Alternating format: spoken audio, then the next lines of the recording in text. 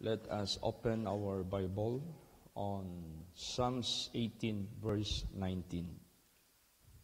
Praise the Lord.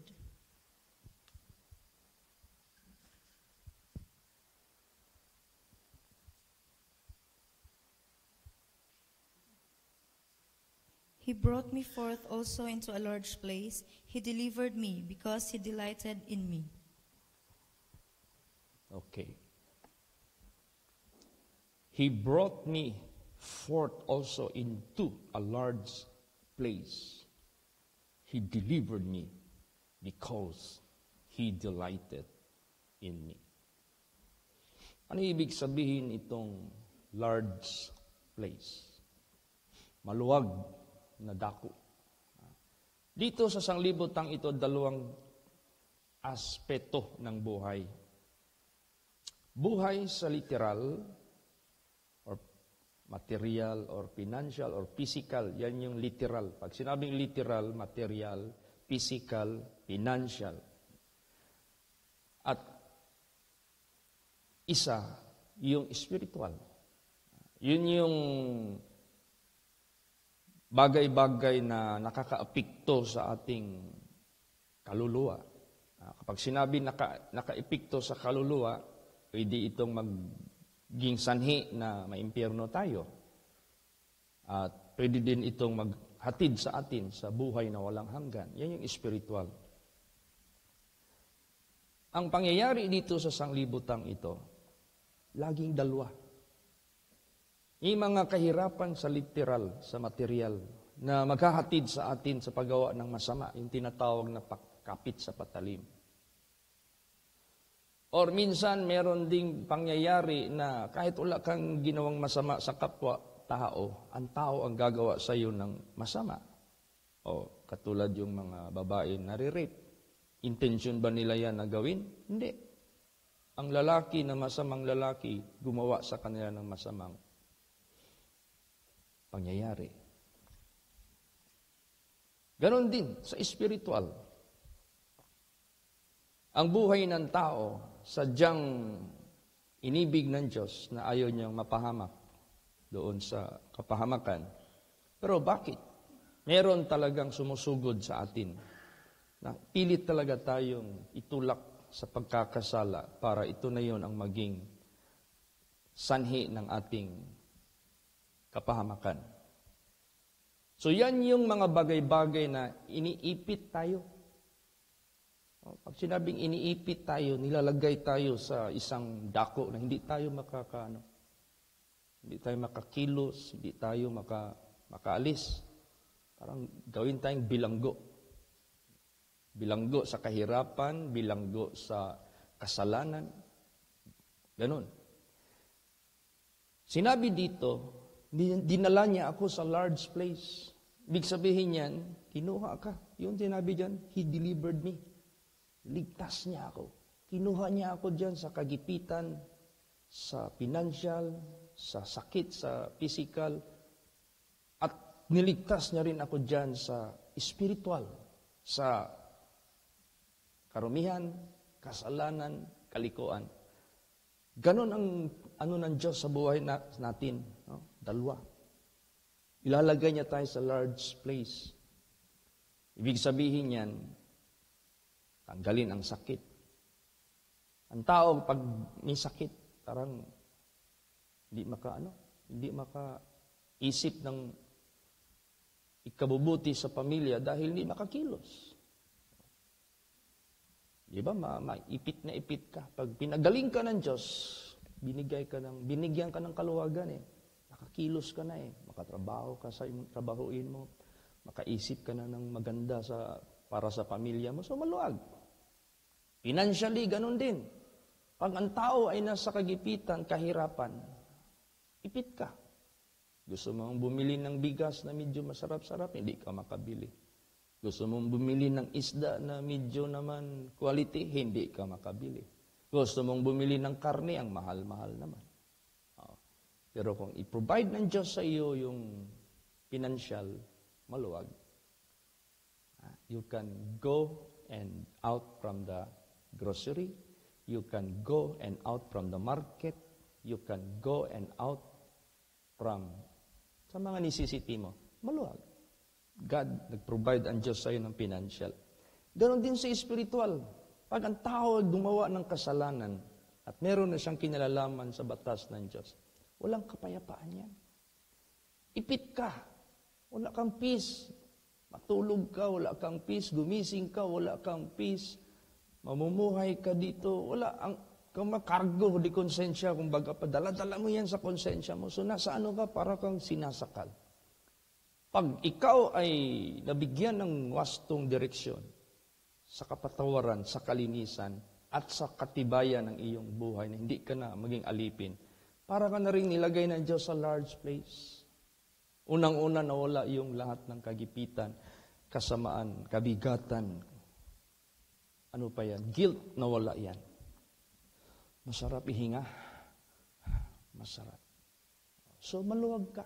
Tapos, binigyan ka pa ng Diyos ng kalakasan para wala ng manaig na tukso sa buhay mo. So, malayo ka. Pag malayo ka sa tukso, malayo ka sa kalungkutan at guilt. So, pag malayo ka sa mga bagay na yun, maluwag yung pakiramdam mo. Masarap mabuhay, masarap maglingkod sa Panginoon, masarap makiharap sa mga tao kasi marami kang ma-share sa kanila na kabutihan. Yan ang kaluwagan. Pero kailan ito mangyayari sa buhay natin? Yan ang tanong. Ang sinabi dito, bakit ginawa ng Diyos yan sa akin? Na inilagay niya ako sa kaluwagan, sa maluwag na dako. At niligtas niya ako. Ang dahilan, sinabi dito, because He delighted in me. Dahil ang Diyos lumigaya sa akin. Ibig sabihin niyan, may nagawa kang makapagbigay saya sa Diyos. May ginawa kang bagay na ang Diyos ay maging masaya sa iyo. Basahin natin. Ano yun? Psalms 18 verse 20. Praise the Lord. The Lord rewarded me according to my righteousness, according to the cleanness of my hands hath He recompensed me.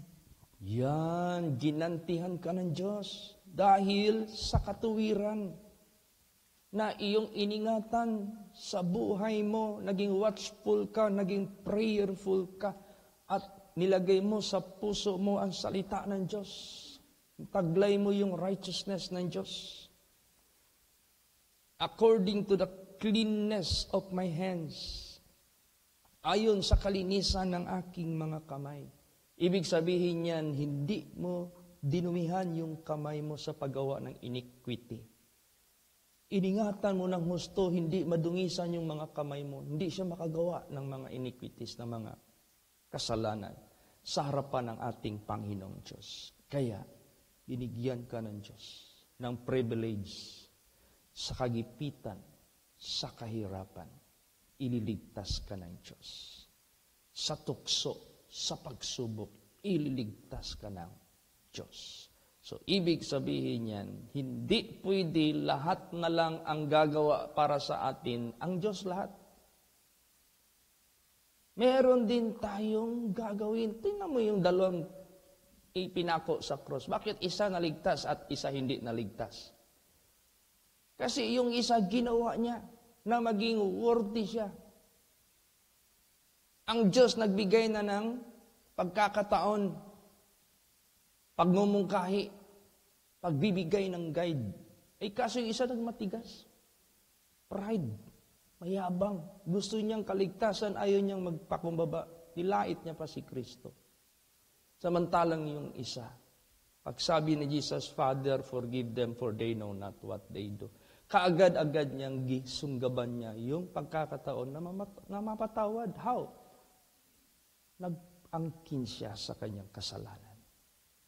Tayo ang dapat mamatay. Tayo dapat dito. Tapos, in-acknowledge niya si Jesus, righteous. Itong taong ito, hindi dapat yan dito. Tayo. Pero ito walang kasalanan. He recognized Jesus Christ as righteous. He believed Jesus Christ as Savior. O di ba? Kaya tayo, paano ka maligtas kung hindi ka maniwala kay Kristo? Paano ka rin maligtas kung hindi ka magpakumbaba? So, hindi pwede lahat lang ang Diyos ang gagawa. Tayo, Wala, hindi pwede yun. O, tinan mo si Esau at saka si Jacob.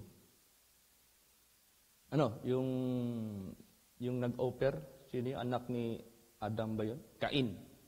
At saka si Abel. Bakit yung isa hindi inaccept ng Diyos? Bakit yung isa inaccept ng Diyos? So, ibig sabihin yan, may kinalalaman yan sa ginawa mo sa harapan ng Diyos. Bakit si Cain hindi niya na-respect yung kanyang offering? Eh, paano? Basta na lang siya kumuha ng bunga ng mga tanim niya. Walang classification. Parang ang tingin niya sa Diyos, parang kapitbahay lang. Ang tingin niya sa Diyos, parang tao lang. Okay na ito, kahit mayroong sira, okay lang ito. Ito, kahit may bulok, okay lang ito. Pero si Abel, anong inoffer niya? First class. Kasi alam niya ang Diyos, karapat dapat gawa ng first class. Classified. Nagpili talaga siya. Pinili niya talaga. Marami siyang reject. Ay, hindi ito pwede. May bukol-bukol. Ay, hindi ito pwede. Pilay. Ay, ito bulag. Hindi pwede. Hanapin ko talaga yung the best. Kaya, sa dalawa na nag-offer, yung isa tinanggap. Kaya, hindi pwede na ang Diyos lang lahat ang gagawa para sa atin. On our part, wala tayo. Hindi pwede yan. Meron tayong part. Kaya dito, sinabi dito, bakit God rewarded you? Dahil sa righteousness na iningatan mo, dahil sa cleanness ng iyong mga kamay. Hindi ka nagdungis. Kasi nirecognize mo ang Diyos na tumitingin, nirecognize mo ang Diyos na nag-uutos, dapat nating pakinggan at sundin. So, pag nirecognize mo ang Diyos at ginawa mo yung kalooban niya, masaya ang Diyos. Ano pa? Basa pa. Psalms 18:21. Praise the Lord.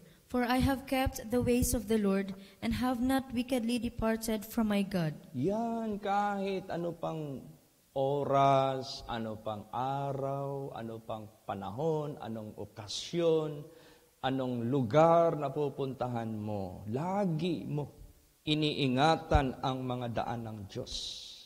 At hindi ka talaga humiwalay sa Panginoon sa pamagitan ng wickedness. O di ba? Ibig sabihin yan, mini-maintain mo yung kabutihan ng Diyos na dumating sa buhay mo, paano kanya pinatawad, hindi ka hinatulan para mapahamak ka ng tuluyan, binigyan ka ng pagkakataon, makarinig ng salita ng Diyos, binigyan ka ng pagkakataon, ma-realize mo yung mga mali mo, binigyan ka ng halimbawa para ka maligtas, kailangan ka magpakumbaba, kailangan ka magsisi, tinuruan ka ng dapat mong gawin, after forgiveness, huwag ka nang bumalik sa kasalanan mo. Yun yung ways ng Diyos na iningatan mo. Praise the Lord. I have kept the ways of the Lord and not wickedly departed from Him. Hindi na ako humiwalay dyan sa Kanya. Ano pa? Verse 22 of 18. Praise the Lord. For all His judgments were before me, and I did not put away His statutes from me. Yan. Lahat ng Kanyang mga hatulan nandito nilagay ko sa harapan ko. Hindi mo nilagay sa likod. Sabihin mo, batas ng Diyos. Diyan ka lang sa likod. Mayroon akong aking sariling batas. Ito ang dapat masunod, hindi yung batas mo, Lord. Diyan ka lang sa likod. Hindi. Pag sinabing nilagay mo yung kanyang judgment sa harapan mo, ibig sabihin yan, siya yung pinapakinggan mo. Siya yung sinusunod mo. Siya yung binabasihan mo sa iyong buhay.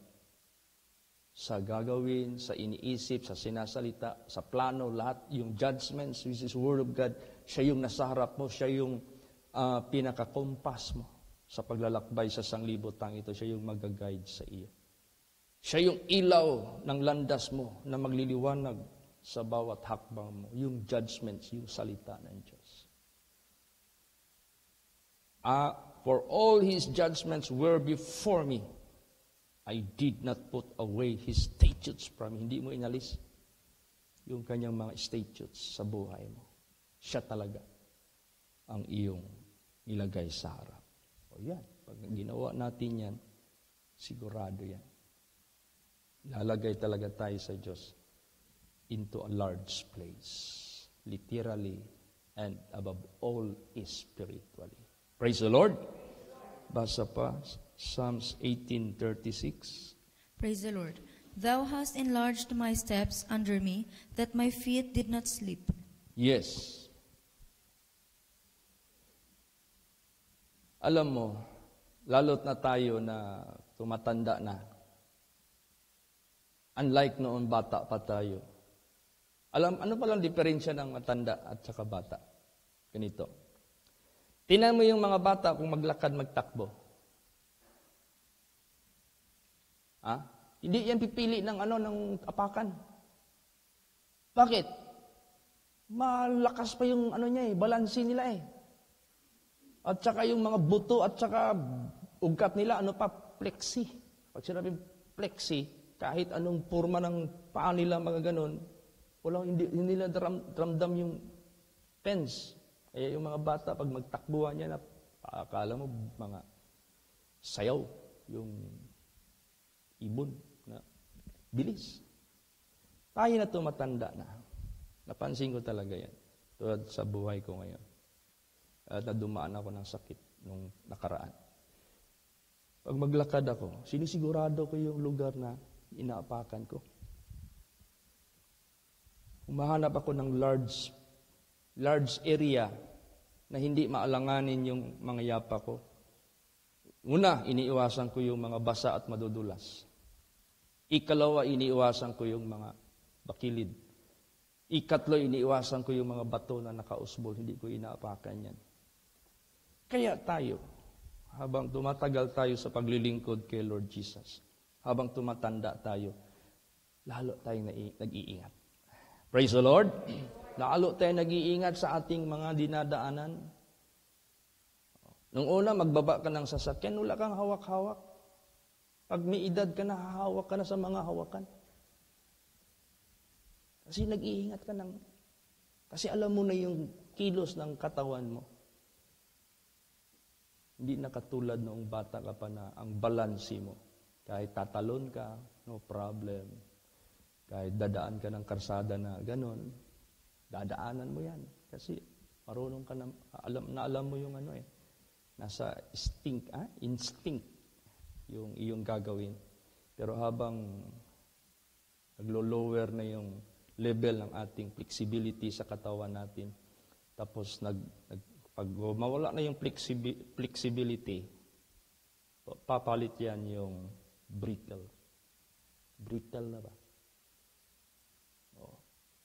Yung forma ng ating mga yapak, mga paa, hindi na katulad noon. Minsan maghawa ka ng hawakan, isang kamay lang, kaya lang yung katawan mo. Ngayon, hindi, dalawa na. Pag dalawa na, hindi pa kagad-agad makalukso. Kailangan talaga ng sigurado. Ganun. Kailangan natin, yung step natin, must be into a large. Ingat lang, lagi. Praise the Lord. Thou hast enlarged my steps under me, that my feet did not slip. Ingat tayo. Para hindi na tayo madulas. Literally, and above all, spiritually. Praise the Lord. Okay, next. Psalms 31:8. Praise the Lord. And hast not shut me up into the hand of the enemy. Thou hast set my feet in a large room. Yan. Alam niyo ba yung tinatawag na pag ikaw ay nakulong sa isang room?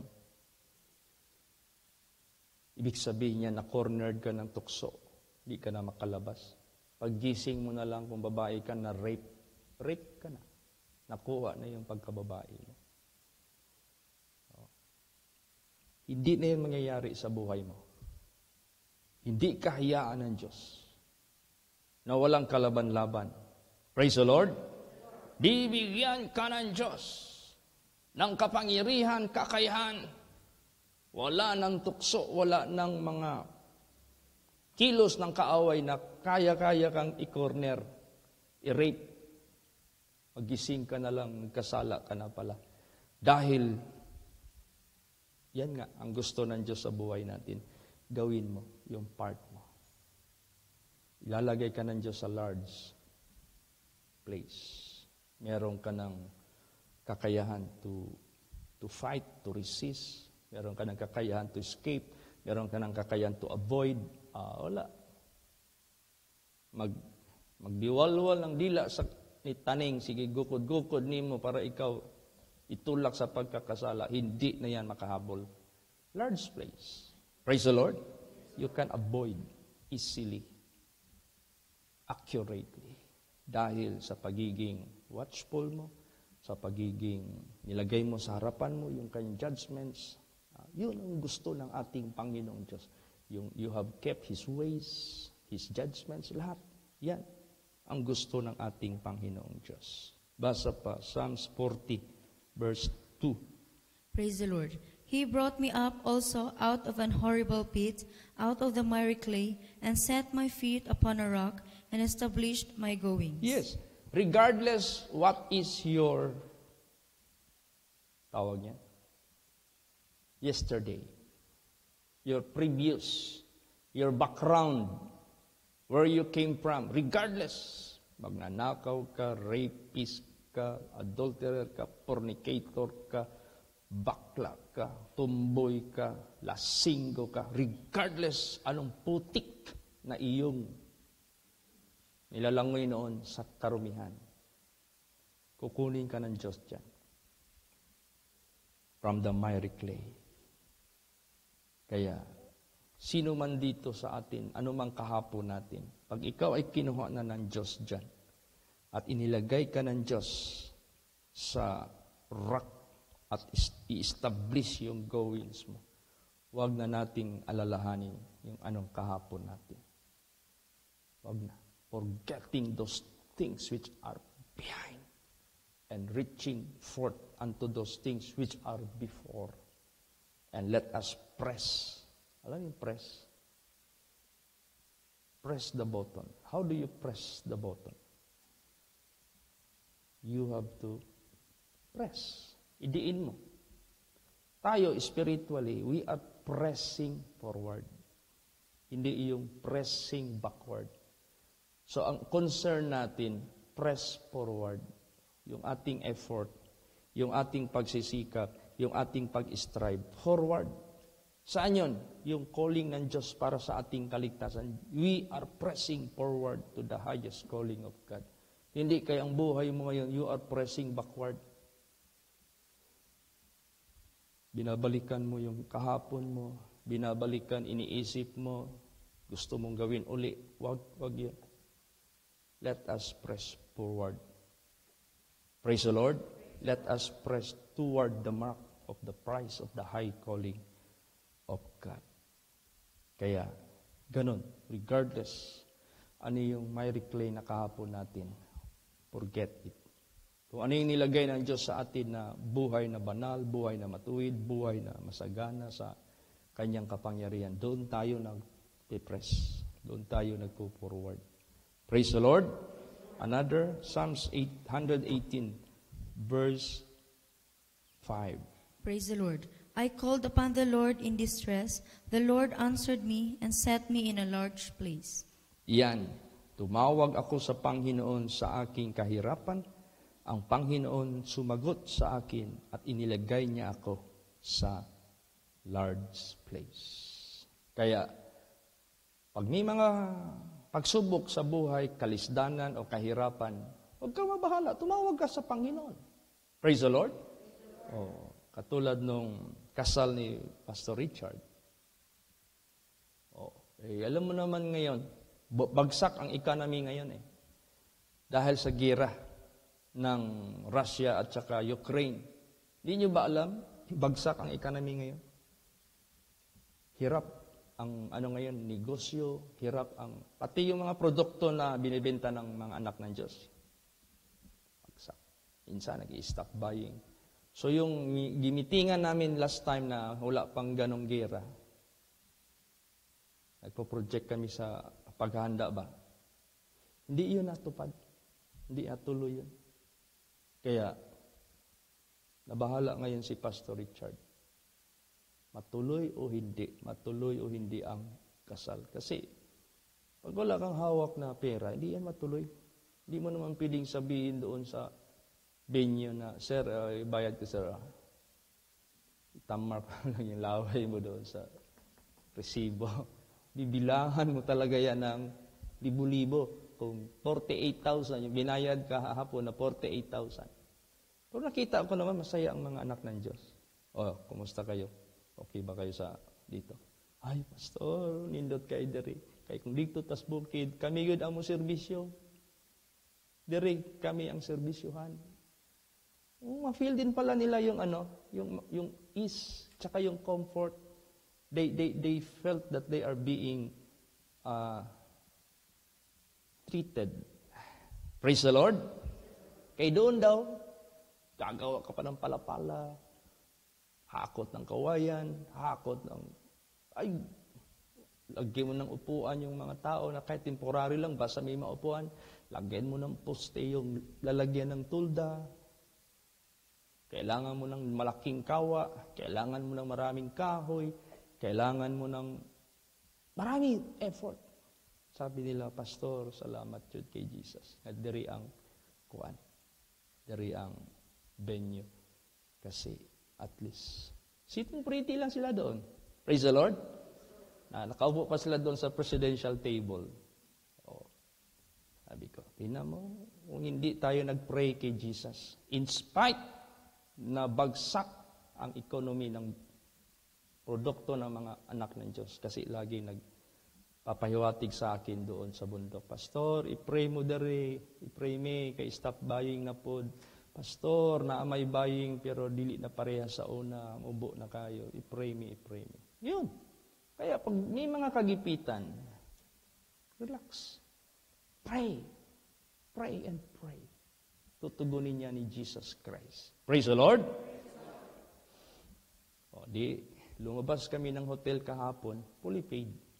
Yung 48,000. Praise the Lord.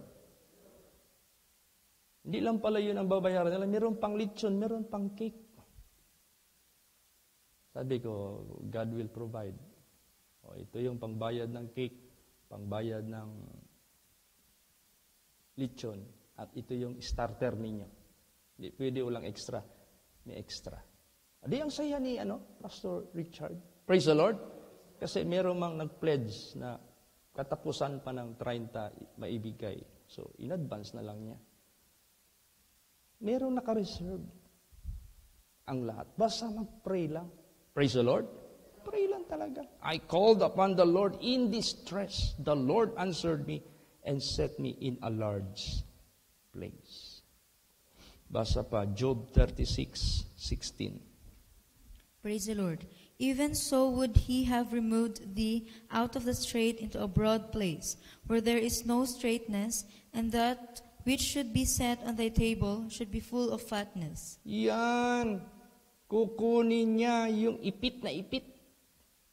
Dalhin ka doon sa broad place na wala ng ipit na daan. Hindi ito yung papunta sa impyerno, ha? Baka sabi, impyerno na yan, pastor, kasi wala nang straight. Broad na yan. Ha? Hindi yan. Iba ito. Kawalan ito sa lamesa. Praise the Lord. Kasi ang dugtong dito, and that which should be set on the table should be full of fatness. Noon, hindi ka makabili ng bigas, kundi NFA lang. Ngayon, bigyan ka ng Diyos, makabili ka na ng kuhako. Kuhako. Kuhako ba yan? Tapos color blue pa. O kaya yellow. O red. Pero maganda yan. Tatlo na yan na color. Maganda lahat yan. Swabe na yung paglunok mo. Wala nang amoy. Okay na. Noon, ang mabili mo lang ng isda noon, yung goodbye head. Yun lang. Ngayon, makakabili ka na ng lapu-lapu. O kaya, yung ini-slice lagi na, ano yung stir ka? Yung isda na hindi kasali yung ulo pag binibenta, slice lagi. Iba pa yung tuna. Yung isda sa bato rin. At least, yung mesa mo, full of fatness. Praise the Lord. Tapos makakaprutas ka na ng, ano yun, yung dragon. Mahal yung dragon eh. Oh. Siyempre, may mga simba, pastor, nakaharvest yung anak ko ng dragon. Anong dragon? Kasi mabugahan tagkalayo, anak. Dili ba? Dragon fruit? Ano ba? O, tulo ka buok niya. Dagkuro ba kayo? O di, yung mesa mo, full of fatness. Praise the Lord. O, hindi na kay, ang una, target ang ulam mo, tatargetin mo yung asin. Ganon. O kaya magsasabaw ka ng luha dahil sa kahirapan. O, ganon yan. So, para ranasin tayo ng Diyos. Fatness sa ating table. Praise the Lord. O, magbisita ako ng anytime, magpasok ako sa bisita sa mga bahay ng Diyos. Kita mo talaga yung fatness sa table nila. How God made His promise to be good sa mga anak ng Diyos na nagtitiis at hanggang nagpatuloy, hindi sila natinag sa kahirapan. Last verse, 1 Kings 10, verse 9. Praise the Lord. Blessed be the Lord thy God, which delighted in thee, to set thee on the throne of Israel, because the Lord loved Israel forever. Therefore made he thee king to do judgment and justice. Yan. Dalawa yan eh. Congregation, the Israel, and the king. Sino ba yung king na yan? Si King David. Who was David before? Shepherd boy. So kayo rin, kung ano yung pinagmulan ninyo sa buhay ninyo, sa literal, sa financial na status, nagsimula sa uno, i-elevate kayo ng Diyos. Praise the Lord. At ganon din tayo na kongregasyon, bibigyan tayo ng Diyos ng leader na magpakain sa atin ng lubos. Hindi tayo magugutom. Bawat kongregasyon merong nagpa-feed. Bawat kongregasyon merong nag-execute ng justice and judgment para iligtas ang kongregasyon sa mga kaaway. O di kumplito tayo. Promotion and protection. Promotion and sustainable food, spiritual and literal. Kaya ganon.